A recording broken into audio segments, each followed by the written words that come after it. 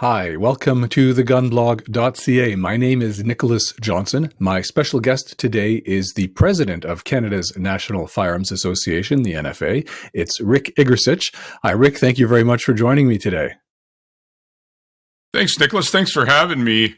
Yeah, we've been saying we're going to do this for quite a while. It hasn't happened yet. I'm glad we're finally getting it done here. Me too. Thank you for your patience. It's long overdue, and I'm excited to have this free-ranging conversation about you and your origin story, how you got into guns and into the NFA, and about the NFA and what's going on in our context, right?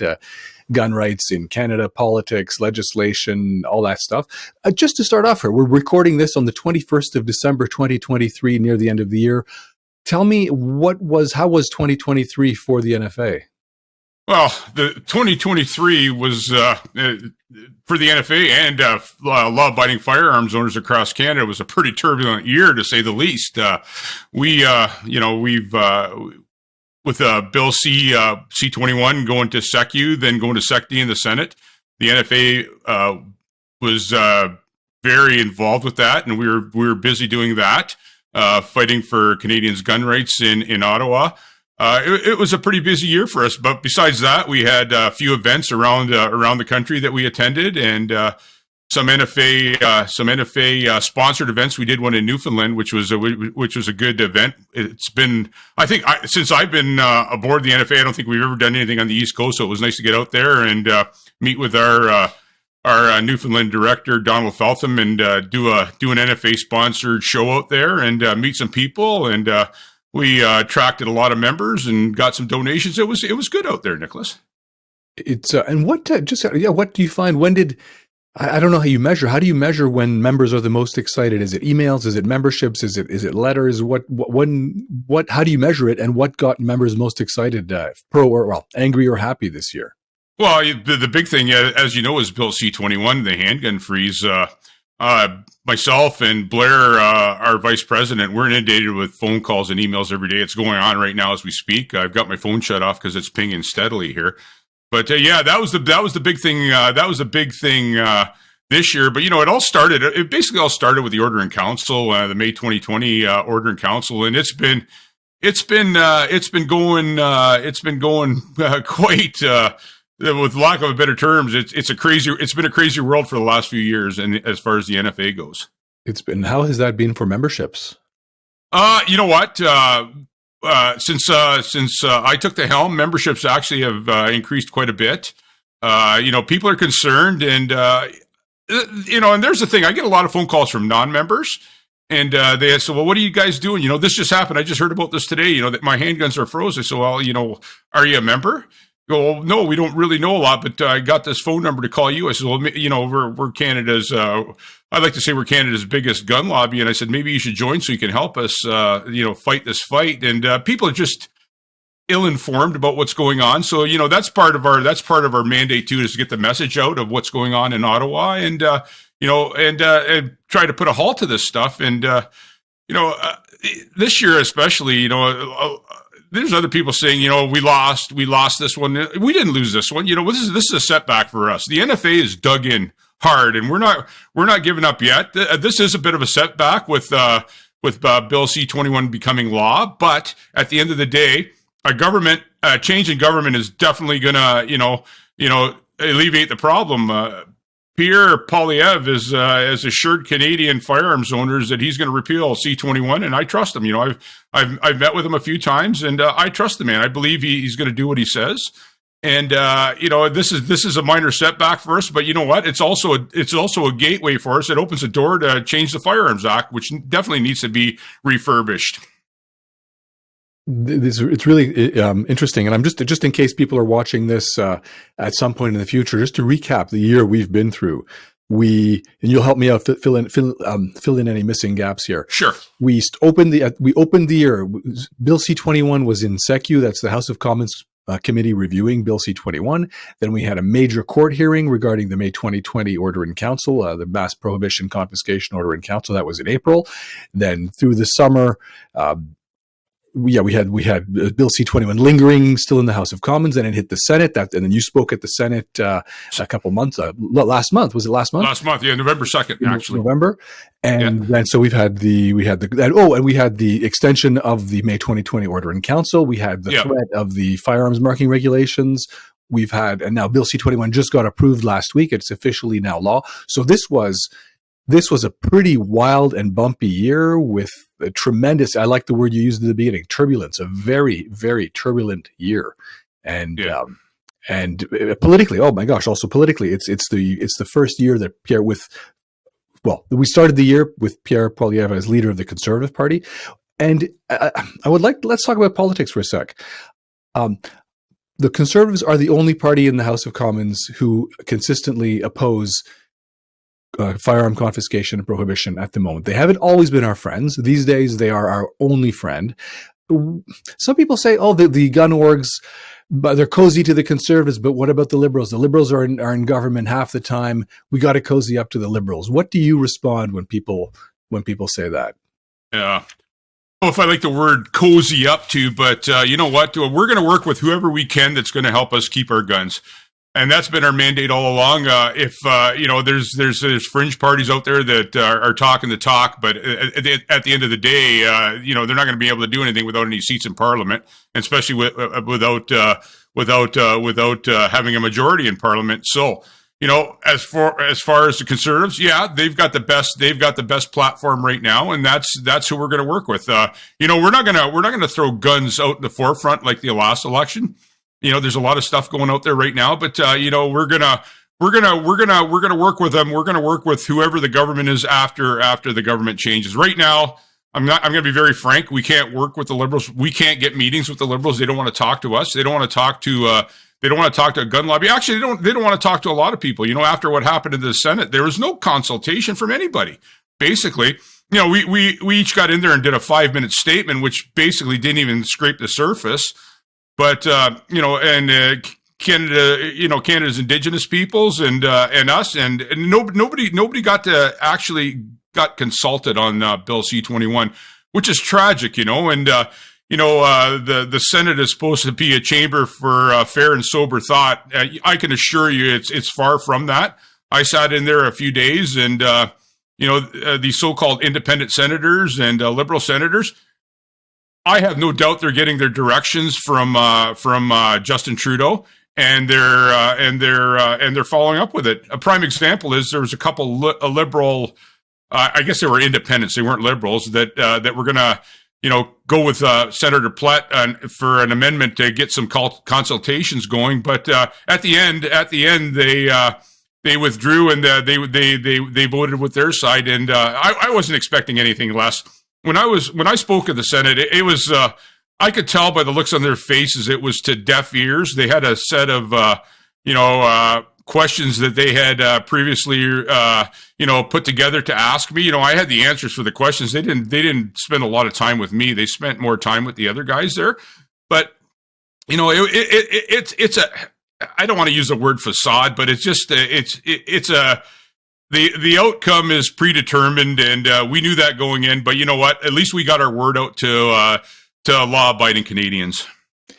Let's go down that for a sec. If you knew, I agree with you. I did not speak to the Senate, but I agree with you that the fix was in before the game was played. Why did you go then? Why go to the Senate committee to talk to them, answer their questions, potentially hostile questions, if you know that you're speaking to deaf ears? Why did you? Because whether speaking to deaf ears or not, we needed to be heard. Canadians needed to hear what is going on. If we didn't show up, or any of the other people didn't show up on our side of the debate, if they didn't show up, Canadians would not know what's going on. We went there. We did it. We did. The NFA did a statement, and then we pushed it out to all Canadians we could reach on our social media, so they could hear what's going on. Otherwise, the firearms, firearms owners in Canada, there's 2.2 to 2.4 million firearms owners in Canada, but a lot of them really don't know what's going on till they're directly affected by it. Like I say, I get inundated by phone calls on a daily and emails on a daily basis. people asking me what's going on. They just don't know, especially everybody kind of knew, the word went through the ranks about C-21 and the handgun freeze, but nobody knows about the amendments. Nobody knows about the pinned magazines, stuff like that even the government hasn't put into place with C-21, because I don't know how they're going to ever put it in place. But, there's hundreds of thousands of these magazines out there. And all of a sudden, basically with the amendments on C-21 became illegal overnight. People don't understand that the government made their own definition up of a so-called assault weapon, which there is no definition for. So the wisdom of the Liberal government in Canada, if we don't have a definition, we'll make one up, and that's exactly what they did with the G4 amendments. And it's nothing short of ludicrous. But to answer, to go back to your question, Nicholas, we needed to be there so people can see that, there's somebody in the fight for them, and maybe more people will join the fight. The more people we can get to join, the better chances we're going to have to get rid of this ludicrous bills and legislation. I hope you're right. So I guess that I'm taking away from that, there's some visibility, education, outreach. This is, and it's, again, I run the TheGunBlog.ca. You run, you're president of the National Firearms Association.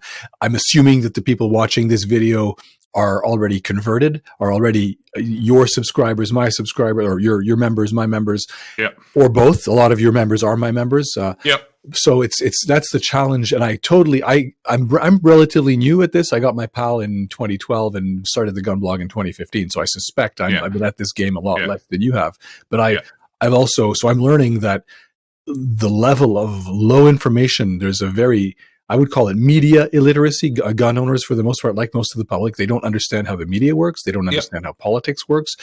And there's been a crazy pace of legislative and regulatory change in the past 8 years, since 2015. I think firearm policy used to be moving relatively slow, like a new law every decade or so.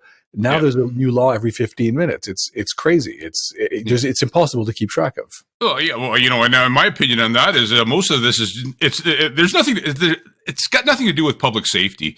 No. It's about votes, and it's about money. And that's if you were to dissect this, that's what it comes down to: votes, and money.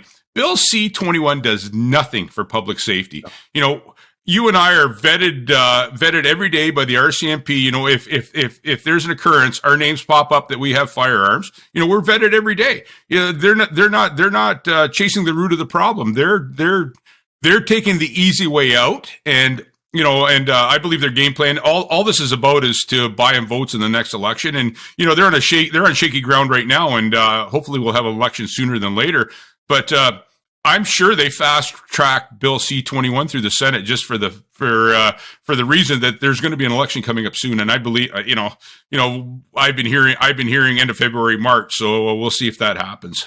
I just want to let's go into that. I was just reading your statement. You put out a statement this week about that saying you expect an election in the spring, February, March. You just said what leads you to believe that, given that the official schedule says we're not due for an election until October 2025 in this Liberal NDP Bloc Québécois coalition?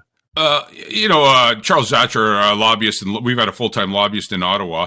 And, we've been hearing a lot of stuff. And the big thing is from the NDP. The NDP right now seem to be gearing up for an election. I don't think the NDP are getting anything they want from the Liberals. So they're gearing up for an election. The talk on the street is, if I can use that expression, that several key players in the NDP's pensions kick in on the 15th of February. Jagmeet Singh being one of them, and I think after that, I think it's an open field, and I believe that's why they're gearing up. It kind of looks like the CPC is gearing up right now too for an election. So inside sources, and there was some small talk in the Senate where comments were jokingly made, about something that I don't know about an upcoming election from a conservative to a Liberal senator, etc. So there's a lot of signs out there. Nothing, I can't tell you for sure there's going to be an election in March, but I predict that there is. Just for context on that, also, I've heard people speculating, an election is coming. Forever. I mean, it's a minority government. It's So I'm open to the idea. I'm also skeptical that I put out a tweet about this, or a post on X, on the X platform, about this. I know a lot of people believe in a political solution or a judicial solution, court cases. Yeah. I view those as can be very important, but I think my opinion, I'd be curious to hear your take on this, that we don't have a political fix. We don't have a court fix. We're not going to have a political fix or a court fix. We need a cultural fix. Right now we are bathing in an anti-gun culture. An anti-gun opinion and sentiment is absolutely weaponized and encouraged and promoted by most of the mass media. So we have, and not only the mass media though, a lot of gun owners also have this kind of anti-gun mindset, in my opinion. So we need to address the culture of how we talk about guns, how we think about guns and gun ownership and gun owners, not just count on a political party, because that political party, even if they win the next election, well, what happens in 5 years or 10 years? Yeah. What we need, Nicholas, is to change the false narrative, because there definitely is a false narrative out there. And the liberals play on that all the time. The gun owners are the bad guys. If law-abiding Canadian gun owners didn't have guns, there wouldn't be any crime in Canada. That's a falsehood. We need to change the narrative, and the only way we're going to get that done is, number one, attract more firearms owners that aren't involved on the lobby end of things, and attract new people. One of my biggest struggle is attracting young people, because there's a lot of young people that are out there with guns and stuff, but they just don't care about the political end of it till something happens to them. Then they care, and that's things will happen through the political end, but I think education and reaching out and educating the public, the firearms owning and non-firearms owning public about guns, I think that's a direction we need to head. Not just, sit there and hope that the government makes significant changes overnight. Got it. And let's take a more personal tack here. When did you get into guns? How did you get into guns Yeah, that's a long story. I'm actually a third generation gun guy. My grandfather was a gun guy, and my grandfather in the 1940s actually carried an Iver Johnson pistol with him. He was a farmer. He carried an Iver Johnson pistol with him in his daily routine on the farm, whether it was to, dispatch wounded livestock, or, get rid of varmints, or just, do some plinking now and then. But, and my father really caught on to guns. He actually, he was a Canadian Dominion marksman. He actually was tried out for the Olympics in the 1950s in bullseye pistol.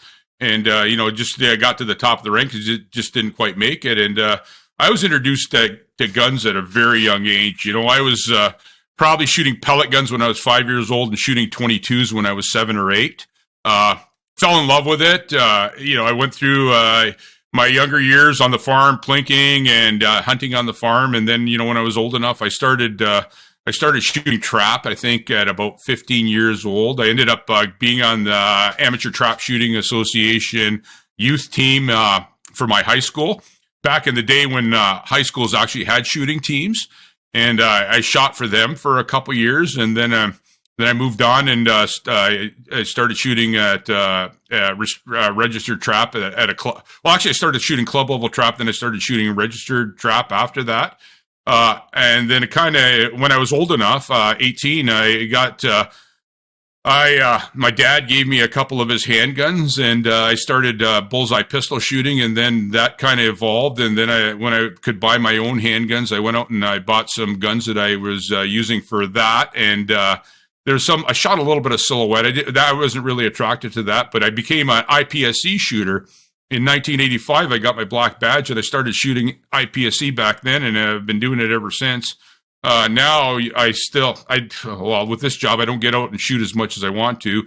I try to get out whenever I can, but I still do. I'm kind of hooked on long-range shooting now. I was out a few months ago in Alberta. I took Rob Furlong's Marksmanship Academy Level 1 course. Myself and Chuck Cote, our Quebec director, we went out, and we shot out there, and I'm kind of hooked on that. Always been a reloader, been reloading since I was probably 15 or 16. That's the only way I could afford to shoot as much as I wanted to shoot back then.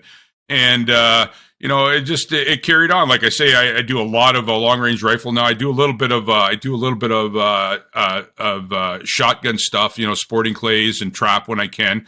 I do IPSC. I shoot a few matches a year just to keep my feet wet in it. But I came up. I can tell you is I came up through the ranks. Like I say, my grandfather, my father, and me. So.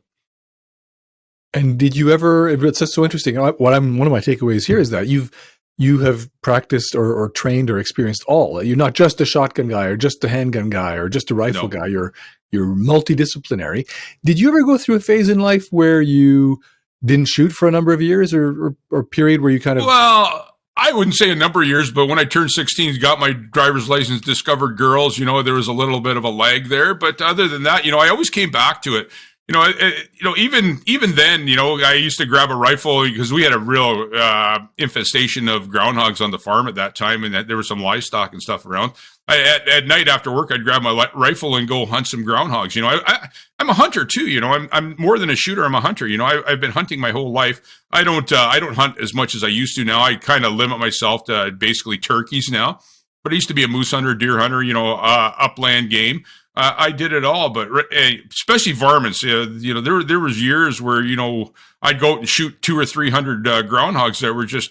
We had a railroad tracks going through the farm, and it was infested with groundhogs, and to the point where they were almost the green peasers aren't going to like this, but they were bad for livestock and bad for everything else, bad for drainage. So they had to be dispatched, and I did that. So yeah, I'm pretty multifaceted when it comes to firearms, I would say.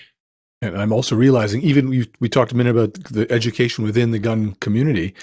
I grew up in the city. So the idea of having to protect livestock or your animals or your home from little pests or from big animals, that to me was completely unheard of. And it okay, that's not the world that I grew up in. And it's always educational for me to hear that for a lot of Canadians. That is how they grew up. I like to put it in perspective I talk to a lot of people that grew up in the city. I like to put it we talk about hunting and varmints on the farm and stuff. I like to put it in perspective. There are some areas in, Toronto where where there's heavy garbage and there was a lot of rats and stuff. There were varmints. Groundhogs were the same thing. It was the same thing, only different. And then something happens that you shift from guns to gun rights. What got you down that path? Well, I'll tell you, that's a bit of a story in itself. I was a member of the gun club that I belong to. It's the Otter Valley Rod and Gun Club in Stratfordville, Ontario, since I was 15. And over the years, there was a fellow there named by the name of Henry Atkinson. Henry got involved in the NFA probably in the late 70s, and tragically, he passed away here 3 or 4 weeks ago. And but anyway. Henry was the guy that I used to go there, and he was a big pistol shooter, and I used to shoot a lot of indoor pistol at the time. And he always had these really nice guns. He had these German Lugers and stuff, and I was just fascinated because I couldn't get my hands on stuff like that. So I'd fire these Lugers and stuff, and I kind of befriended Henry, and I started working with him a bit on stuff. And then I don't know, about 6, 7, or 8 years ago, I'm not even sure now.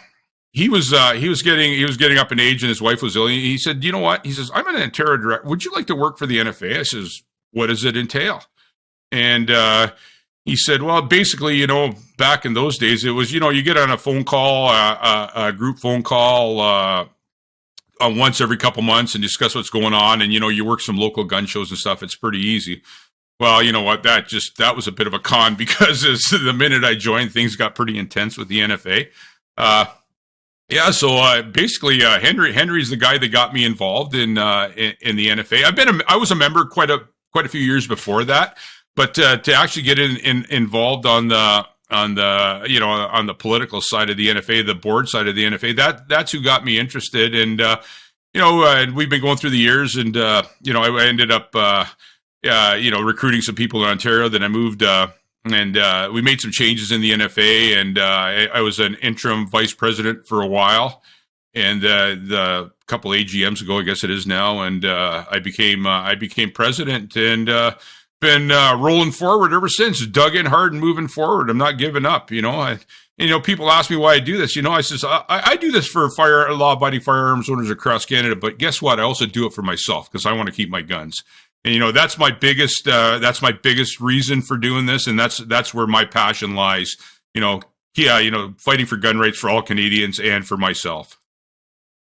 Very interesting. So, and you became president at the AGM in May of 2022, and you joined. Yeah. I'm just doing the math here. You joined the NFA as a volunteer, not just a member, but as a volunteer, right around the same Justin Trudeau became Prime Minister of Canada. Yeah, a little before that. I actually worked with Henry before that, and just before Justin Trudeau, I became Trudeau's first run at kick at the can. I became director for Ontario, and a little after that, because of my knowledge, I became the firearms training and instruction chairman for all of Canada. So I do all that stuff. I do our range safety office. I still do that. I don't know how I find the time, but I still do that. I actually did one in Huntsville a couple weeks ago, range safety officer course and a holster course. And, I still maintain that position along with this, but, just a little while ago, we had to make some changes. I'm working for the NFA full time now. I have to, because I couldn't do it. We all have other jobs, and people don't understand that the NFA is a non-for-profit organization, and, all our board of directors all have day jobs, and we do this because we're passionate about it. But at the end of the day, I couldn't have a day job and do this. So I'm working for the NFA full time as the president right now. And, it's not bad now. It's only down to about 18-hour days. So it's not too bad. So what, for people who are considering joining a gun owner association, what kind of people do you think are attracted to the NFA versus the other groups, or what kind of people are happy as NFA members versus someone who might be attracted to another type of organization? Yeah, I don't know. I think I let people make up their own minds what organization they want to join. But we're a grassroots organization. We've been around for a long time. We've got a set of standards and morals, safety, we focus on, a lot of stuff, safety being one of them, gun rights being another, and education being the other, and the big one at the end of the day is freedom, and the NFA is focused on freedom, let us do what we want with our legally purchased, tax paid items, That's all we want at the end of the day, without the government interjecting themselves, and the government interjecting themselves for the wrong reasons. That's if like I say, I think everybody should belong to an organization. Of course I say join the NFA, but belong to some sort of organization where you have some people fighting for your gun rights. And like I say, we've been doing this for a long time.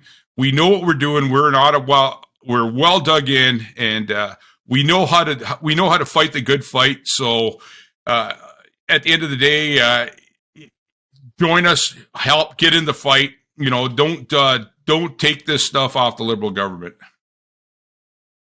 And I should disclose also that even I am a member of the NFA, just to disclose that in case anybody, conflict of interest, whatever. I'm a member of the NFA, and I am or have been a member of all the main organizations and political parties. And it's all on the website, the webpage of TheGunBlog.ca. And I should say, subscribe to the GunBlog, join the NFA. Absolutely. I hope the people watching at this point are subscribed or members of both of our services and organizations. Yeah, you know what? Basically, I gotta tell people, for the price of 2 large pizzas, you can join the NFA and get into the fight.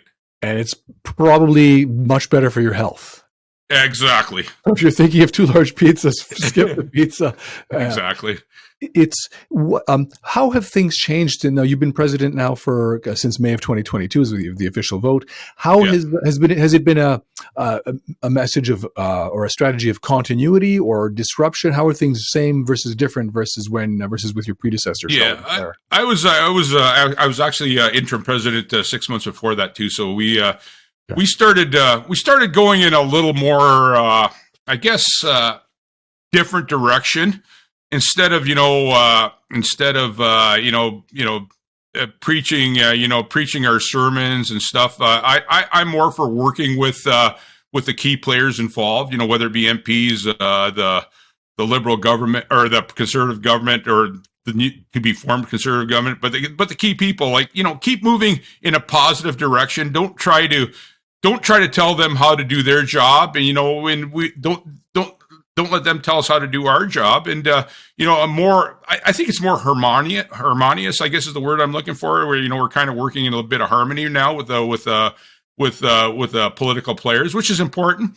And another thing, with our members, I'm definitely not a lawyer or an academic or a bureaucrat. I'm one of you guys. I'm the guy on the street. I don't speak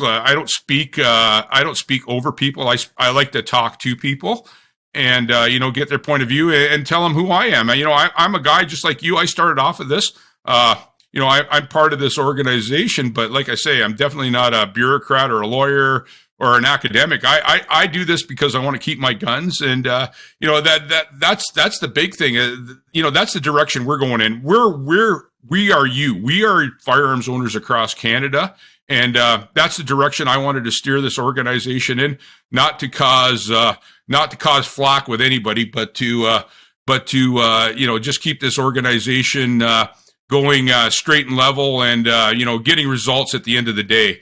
And that's things have been good ever since I've taken over as taken the helm as president. I've got a great team. My board of directors are a great bunch of hardworking guys. We're all on the same page. We get along great. We're, besides being colleagues, we're friends, and we're working in a real positive direction. And so far, so good. It's interesting hearing. For me, I had the experience of a little bit jarring hearing you talk about more harmonious, because I know that some of the language and messaging is pretty hardcore. What I would call hardcore. It's strongly anti-confiscation, anti-prohibition, and anti-anybody who goes down that route. Yeah. So I've got your statement up here in front of me on screen. Was your official statement from the NFA on the passing of Bill C-21. It was published online. I'm just going to read the first few paragraphs here. Bill C-21 was supposed to be the death blow to the Canadian firearms community, but has given us the unexpected opportunity to make major law reforms under the next federal government. This is the last gasp of a dying government, emboldened by the support and collusion of the CSAAA, and that's the Canadian Sporting Arms and Ammunition Association, and desperate to retain its shrinking voter base. Skipping a line, the firearms laws in Canada are now broken beyond repair, and a massive overhaul of the Firearms Act is the only solution. So it's interesting hearing you talk about harmonious, but those I would view that's pretty strong. That's pretty strong, courageous, bold language. That's how I would think of it. So your messaging is strong. I think the part of harmonious is working with firearms owners and other groups and moving in the same direction, besides the one that you mentioned, because we cut all ties with them. Our message hasn't changed. Our message is the same. It's just the way we're applying it now. There's definitely a lot of things that need to be done, but we're going to do it. We're doing it a different way. As far as what I mean by harmonious is, now when I speak to an MP or I speak to, Pierre Poilievre or whoever it may be, or even a provincial politicians, I ask them, how can we work together to make this happen? Instead of saying, you know what, we need to do this, this, and this is what you have to do. That's what I mean by harmonious. Got it. It's not,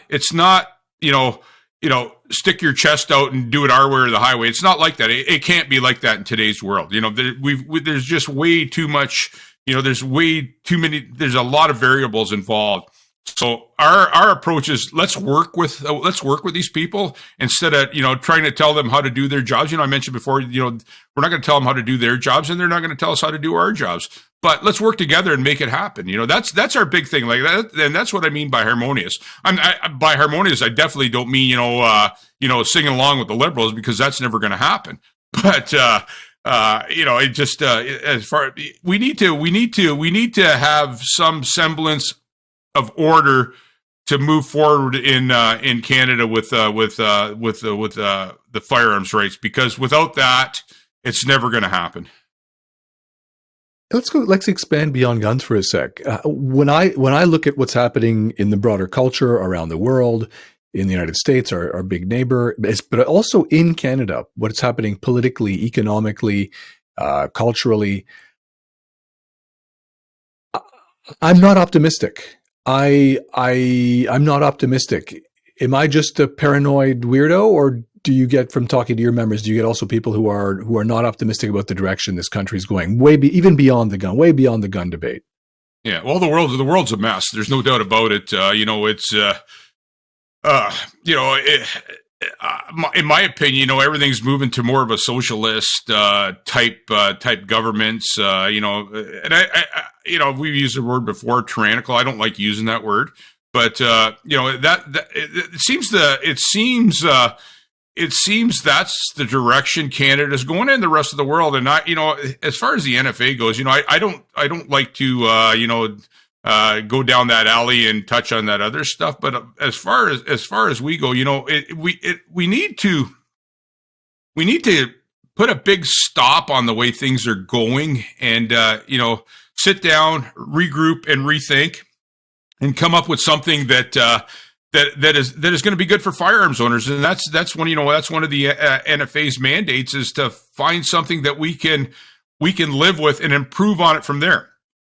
We're never going to get everything we want, but let's start somewhere. And then when we get, I always say that the Liberals' gun confiscation is a tiered approach. A little bit one day, a little bit the next day. Well, the NFA's approach is the same. It's a tiered approach to make things better for firearms owners in Canada. Let's number one, let's get a new government elected. Number two, let's work on rescinding bills and getting rid of the Order in Council. Number three, let's work on less licensing restraints. Number four, let's work on the Firearms Act, where a simple paper crime is an indictable offense. Section 91, 92 of the Firearms Act. It's got to be a tiered approach, but you definitely, a couple things. You need a friendly government to do it, and hopefully that's what we'll have. And number two, you need people involved. You need these bureaucrats to hear from people like you and I, Nicholas. Lawyers and bureaucrats and politicians can't make firearms legislation. They can make it, but they can't have any viable input in it because they just don't know. That's one thing Pierre Poilievre said. He's gonna listen to groups like us and hunters groups, sporting groups, sport shooting groups, etc. Instead of just making up the laws on a whim, on the advice of the RCMP. It's a tiered approach, and it's a small step at a time. But that we have a game plan, and we're sticking to it.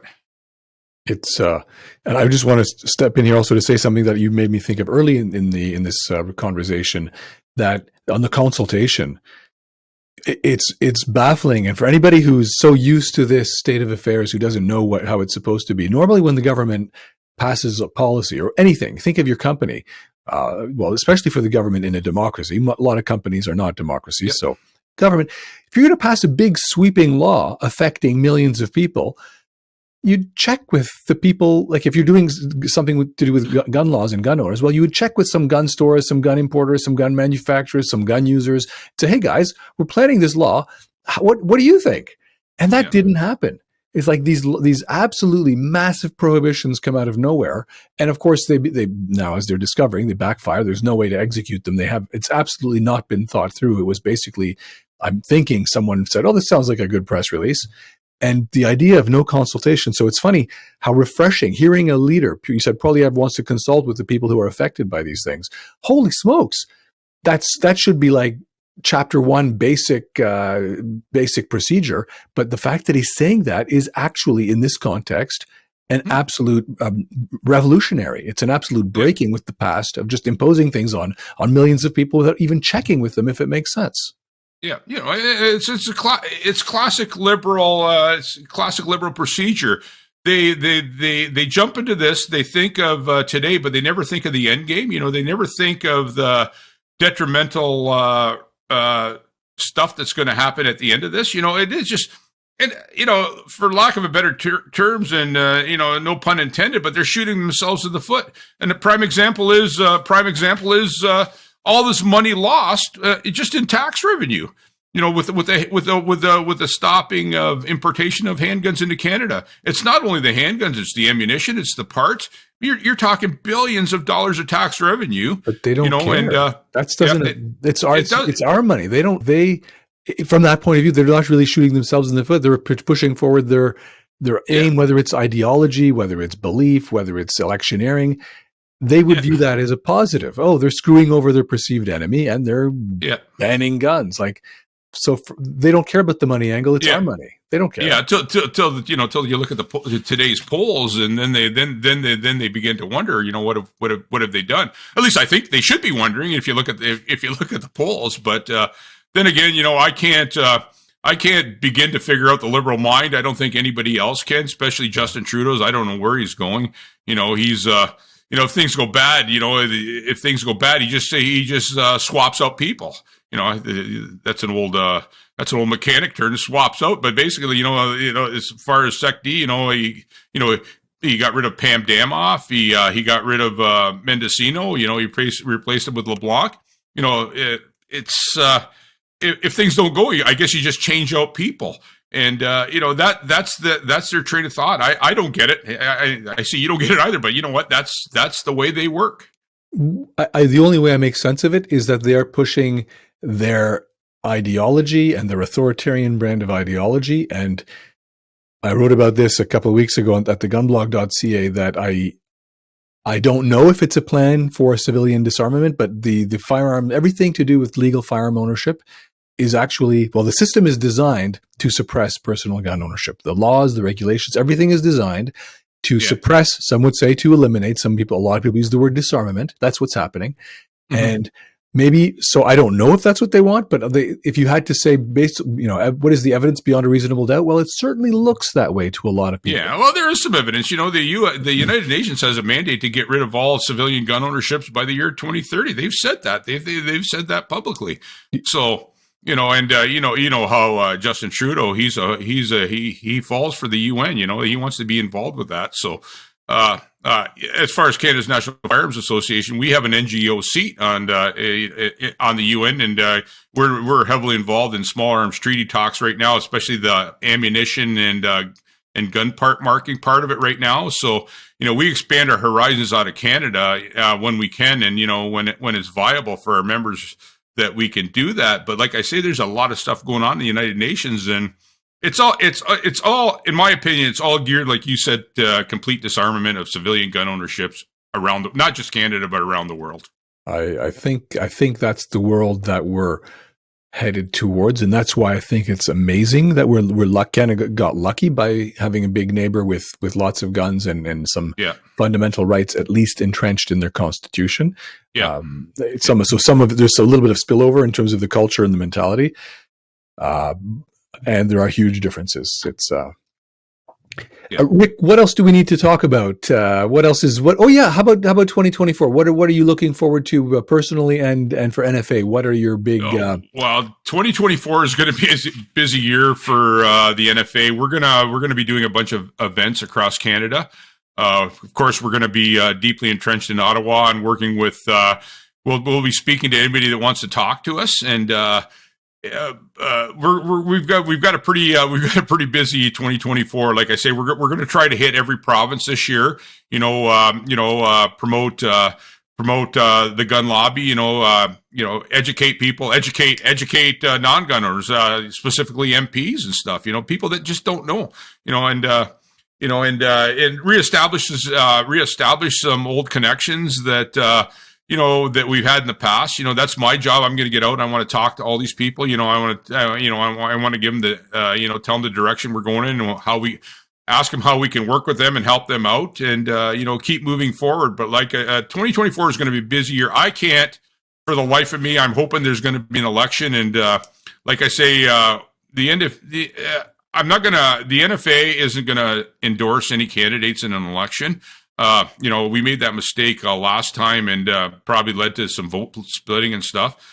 Canadians are intelligent people. Canadian firearms owners are intelligent people. You know what? We'll put the information out there. Let them make up their own mind on who they want to vote for. Can you say more about that? Why you don't want to endorse Someone, Well, because it sounds like you're endorsing Poilievre. well, you know what? I by not really endorsing Polyev, but I made the mistake of the last election when O'Toole was running, and I made a lot of public statements. Don't vote for fringe parties because they'll split the vote. And I come to find that when you tell people when you come to tell people not to do something, 9 times out of 10 they'll do it just for the sake of doing it. So I'm not going to make that mistake again. And the other thing is, like you say, I'm endorsing Polyev. Well, not really. I'm giving you the information. I'm giving you my feelings on Polyev. I'm putting Canada's National Firearms Association is putting out the information on what he plans to do and what he says. But at the end of the day, it's still, make up your own mind.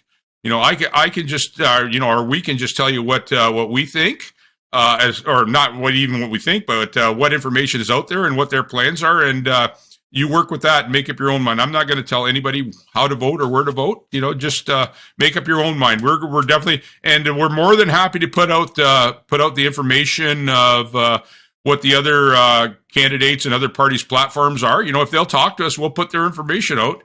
If the Liberals want to tell us what their gun policy is, 100%, we'll put it out there. I have no problem with that. I've been trying to, I've been trying to talk to him. Charles, our lobbyist, has been trying to speak to him, but we just, they don't want to speak to us. So what are we going to do? We'd love to put their information out. Hey, we can kind of guess what their stance is by this legislation and bills and stuff they've been bringing forward. But you know what? Just I'll put this out right now. Justin Trudeau, if you want to speak to me about firearms, I will be more than happy to speak to you. And I'm endorsing, what you said. I'm endorsing this message, and I was just doing a little bit of mental thing here. How do we phrase this? I also don't endorse candidates. No, but I also would say that, look, there are 5 parties in the House of Commons. 4 of them are anti-gun. 4 of them are strongly committed to mass prohibition, mass confiscation, mass criminalization of legal, honest, good guy gun owners. Yeah. Good guy and good girl, good gal. Yeah. There's one party that isn't, and that's the Conservatives. So if you want a voice in Parliament that is not trying to confiscate your firearms, there's basically one real choice. There's lots of other parties, but they're not in Parliament. There's one party in Parliament that is not anti-gun. And feel free to message the NFA, and we'll give you each candidate's from what we know about their platforms. We'll give it to you. Make up your own mind. It's also easy to look at the voting record. The Liberals are anti-gun, NDP is anti-gun, Bloc Québécois is anti-gun, the Greens are anti-gun. Yeah. So the neat thing is we don't even have to look at the future. We can just look at last week. Just look at how they voted on Bill C-21 last week. Yeah. It's simple. Like I say, and I don't want to repeat myself, but the NFA isn't going to put itself in a position of endorsing specific candidates. So we'll let them get themselves elected. Would it be fair to characterize you guys as non-partisan? Yeah. If there's somebody else out there that's a viable party that's going to help gun owners, Canadian gun owners, absolutely. We'll support them 100%. If they're viable and they can make a difference and they're going to get elected, if the Liberal Party were to say tomorrow that we're going to drop all this this gun confiscation, this gun legislation, all these bills, absolutely. As far as I'm concerned, whoever does the best job for us, that's who we're interested in. We're not we're not going to. If there's somebody better, let me know and let me know their position and we'll work from there. But right now, the way I see it, and you kind of summed it up there, the CPC seems to have the best interest for firearms owners right now. So we'll see what happens. But vote your mind. Vote your passion. Don't vote for somebody because NFA is endorsing him or not endorsing him. I also wanted to ask you, we're now in the end of 2023. You started your gun journey decades ago. How have things changed in your lifetime? Could you ever have imagined having mass confiscations on the books when you were a young shooter? Like, is that something you could ever have imagined? Not in a million years. Not, when I was 16 years old, I went to a local public high school, and I had my dad's AR-15A1, one of the original slab side AR-15s. on a gun rack on the back of my pickup truck, on the back of the farm pickup truck, and I had two 20-round magazines loaded on the seat that I used to take the back way home when I was driving home, and like I say, hunt groundhogs, hunt varmints with it. I used to walk into when I was young, when I was 16, 17, well, even 15, I used to walk into the variety store and buy 22 ammo over the shelf at a variety store. Then came along there. When I was young, handguns were all still registered at the time. The ARs weren't, but the handguns were.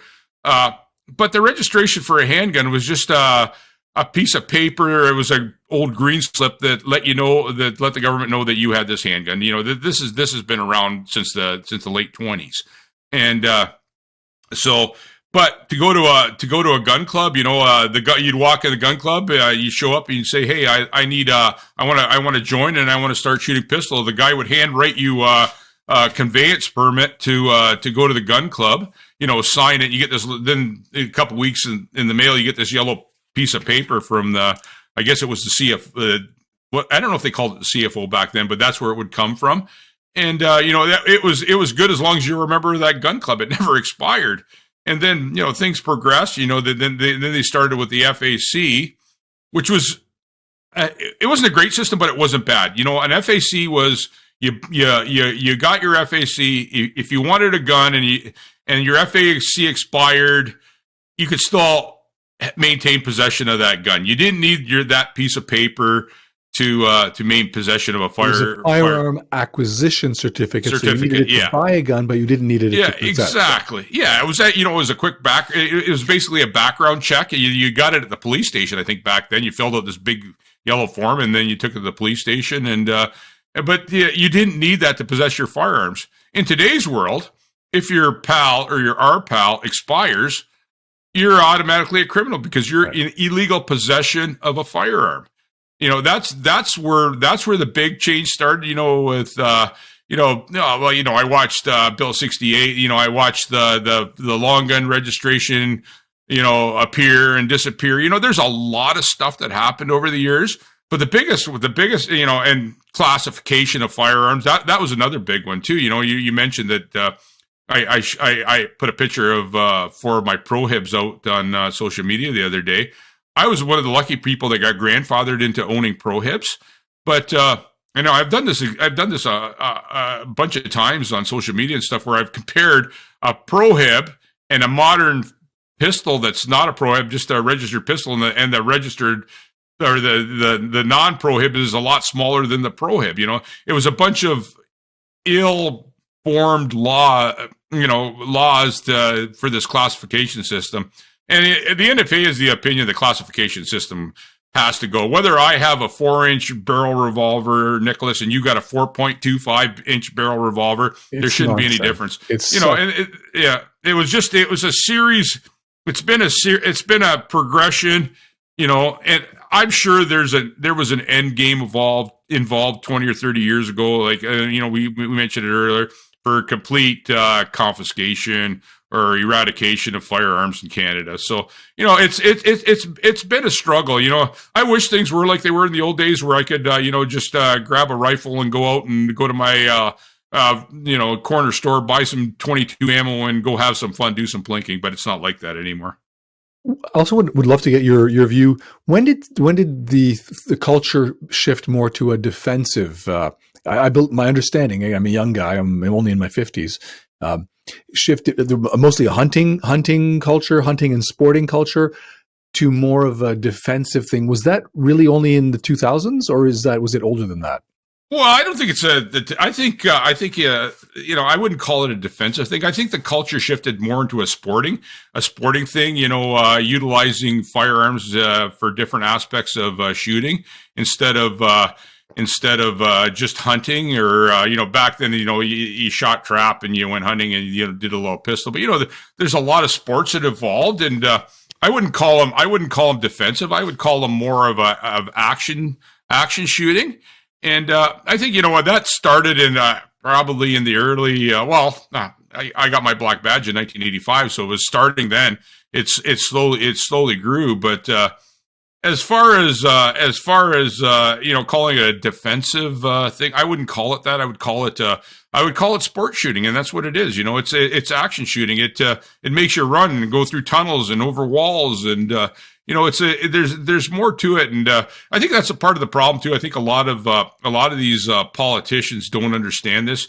A 3-gun match where you use a semi-automatic rifle, a shotgun, and a handgun, and you use all 3 of them in one event, and they go, well, you're posturing yourself for war and this stuff. No, you're not. You're out there having a bunch of fun and running around and doing it in a safe way, and it's a lot of fun. It's there's a lot of young people that want to participate in this sport now that they can't because they can't get handguns.